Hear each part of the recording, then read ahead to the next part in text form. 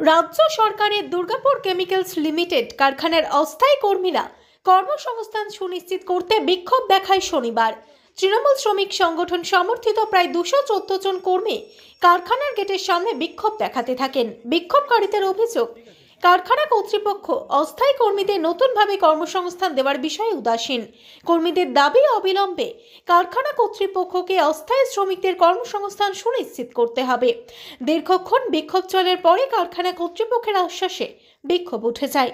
বিক্ষোভকারী সূত্রে খবর, ডিসিএল কারখানাটি রাজ্য সরকার 2016 সালে বেসরকারীকরণের সিদ্ধান্ত নেয়, আর সেই মতো 2019 সালের 26 ডিসেম্বর কেমিক্যাল উৎপাদন বন্ধ হয়। প্রায় 128 জন স্থায়ী এবং অস্থায়ী 214 জন শ্রমিককে নিয়মিত বেতন দেওয়া হচ্ছিল। জানুয়ারি মাসে স্থায়ী শ্রমিকদের অন্যত্র স্থানান্তরিত করার সিদ্ধান্ত নেওয়া হয়েছে। অস্থায়ী কর্মীদের অভিযোগ, তাদের ভবিষ্যৎ নিয়ে কোনো উদ্যোগ নিচ্ছে না কারখানা কর্তৃপক্ষ। ব্যুরো রিপোর্ট, প্রভাতের আলোয় আলোকিত।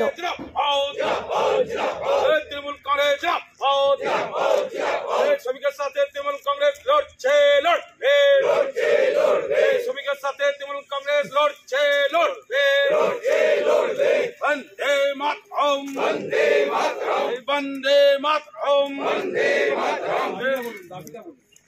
কাজ বন্ধ থাকার স্বার্থে শ্রমিকরা লড়ছে, লড়বে।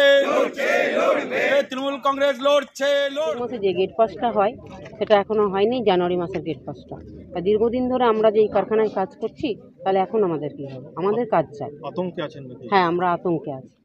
কি মনে করছেন যে গেট পাস রিনিউ নাও হতে পারে? হ্যাঁ, এখন তো আমরা এটাই মনে করছি। আমরা ডিআইসির কাছে আমরা এইসব নিয়ে কথা বলতে চাই। কি হবে, কি করবে? হ্যাঁ, কি হবে কি হবে আমরা সেটাই চিন্তা করছি। এখনো কেন গেট পাস হলো না? আপনি কি স্থায়ী শ্রমিক না অস্থায়ী? হ্যাঁ, স্থায়ী। স্থায়ী শ্রমিক। আচ্ছা, স্থায়ী শ্রমিক। কত বছর ধরে এরকম বসে বসে মায়না পাচ্ছেন? আজকে 18 থেকে এরকম কারখানার হয়ে আছে। 18 থেকে। ম্যানেজমেন্ট কি বলছে এখন? ম্যানেজমেন্ট তো এখনো পর্যন্ত সেরকম কিছু আওয়াজ দিচ্ছে না। আমরা সেটার মধ্যেই টেনশনে আছি। আপনার ক বছর চাকরি? হ্যাঁ, গেট পাস প্রত্যেক মাসে আগের থেকেই হয়ে যায়। তো জানুয়ারির এখনো পর্যন্ত আমাদের কোনো আওয়াজ হয় না। চাকরি আমার এখন আর মানে 12-13 বছর আছে। যদি অন্যত্র বদলি করে কি হবে, কি করবেন? অন্য জায়গায় আমাদেরকে পাঠিয়ে দিলে অসুবিধা আছে, তবে এখানে হলেই ভালো হয় এরকম ধরনের। হ্যাঁ, করা হয়েছে, এটা শুনেছি, কিন্তু প্রত্যেকের কাজের দরকার। আমাদের সংসারের খুবই অভাব। এইটুকু মাইনার মধ্যে আমরা চলি। ঘরে সংসার, ছেলে মেয়েরা আছে, বয়স্ক মারা আছে। স্কেল আছে ওই 11,000 টাকা। স্থায়ী কর্মী? হ্যাঁ, স্থায়ী কর্মী আমরা। অস্থায়ী কর্মী। অস্থায়ী কর্মী? হ্যাঁ। মিনা মোহন্ত। মিনা মোহন্ত অস্থায়ী কর্মী? হ্যাঁ। কাজের পরিবর্তে আমাদের কাজ চাই। আমাদের ঘর সংসার আছে, হ্যাঁ, মা আছে এবং ছেলেগুলোরা আছে, পড়াশোনা করছে। আমাদের যদি এরকমভাবে কাজ চলে যায়, তাহলে আমাদের তো রাস্তায় বসতে হবে। আমরা কি করব? আমাদের কাজের সাথে আমাদের কাজ চাই।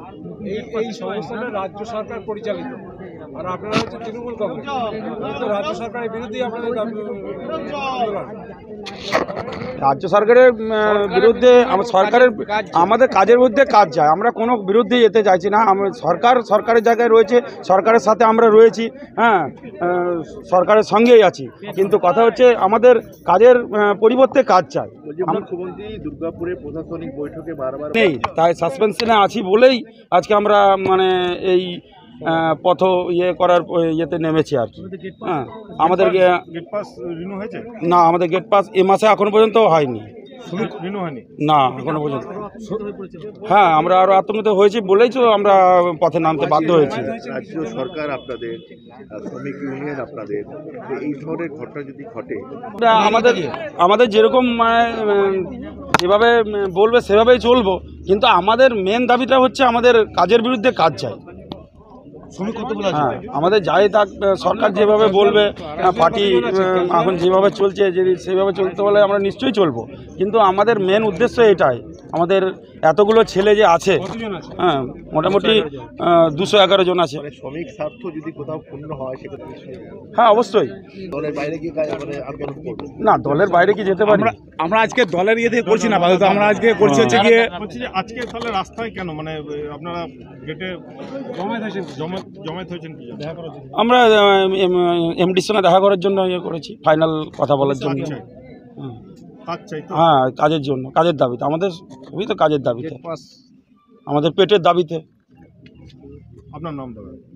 আমার নাম স্বপন হালদার, কোন দল করেন? তৃণমূল কংগ্রেস। পদে আছে সে সমস্যা মিটে গেল নাকি? সমস্যা এখনও মেটেনি। ওনারা আমাদের কাছ থেকে প্রপোজাল শুনলেন, আমরা আমাদের প্রপোজাল দিলাম যে গভর্নমেন্ট ফ্যাক্টরিতে আমরা দীর্ঘদিন কাজ করেছি অ্যাজ এ ক্যাজুয়াল লেবার বা ক্যাজুয়াল এমপ্লয়ি। সেরকম গভর্নমেন্টের অন্যান্য সেক্টরে সবাই পার্মানেন্ট মানে স্থায়ী নেই, আমাদের মতো অন্যান্য গভর্নমেন্ট সেক্টরেও অস্থায়ী কর্মচারী আছে। কবে থেকে বন্ধ এটা? এটা বন্ধ হয়েছে 2019-এর ডিসেম্বর মাস থেকে। তারপর থেকে আপনারা 27 মাসিক বেতন হ্যাঁ পান? হ্যাঁ, মাসিক বেতন যা গভর্নমেন্টের হিসাবে আমরা যা পেতাম সেই পেতাম, কোনো তাতে কোনো পয়সা প্রত্যেক মাসে কাটতে হয় এই আইসা প্রত্যেক মাসে, যেমন অস্থায়ী কর্মচারীদের এবং স্থায়ী কর্মচারীদের একই সাথে পেমেন্ট হয়।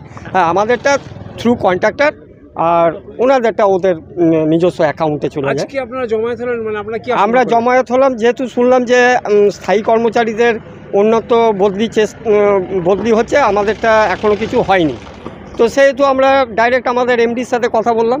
তো আপনারা আশ্বস্ত যে আপনাদের কাজ আমরা হয়ে যাবে? আশ্বস্ত বলতে অতটুকুই, যেহেতু উনি বললেন যে ঠিক আছে আমরা চেষ্টা করছি, আর চেষ্টা করছি তাকে তো আর বলা যাবে না স্যার কী চেষ্টা করলেন, গেট পাস চেষ্টা পাবেন? করছি। গেট পাস পাচ্ছেন? হ্যাঁ, গেট পাসের ব্যাপারে বললো যে এই সপ্তাহের মধ্যেই আপনাদের গেট পাসের যে প্রবলেমটা সেটা মিটে যাবে।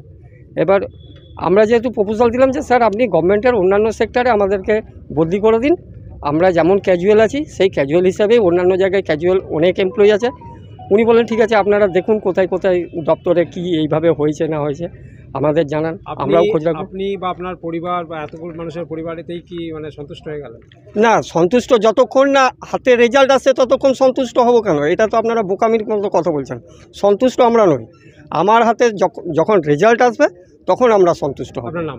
আমার নাম উজ্জ্বল কুমার বিশ্বাস, আমি দুর্গাপুর কেমিক্যালসে এইচসিএল প্ল্যান্টে কাজ করি। ঠিক বলেছেন।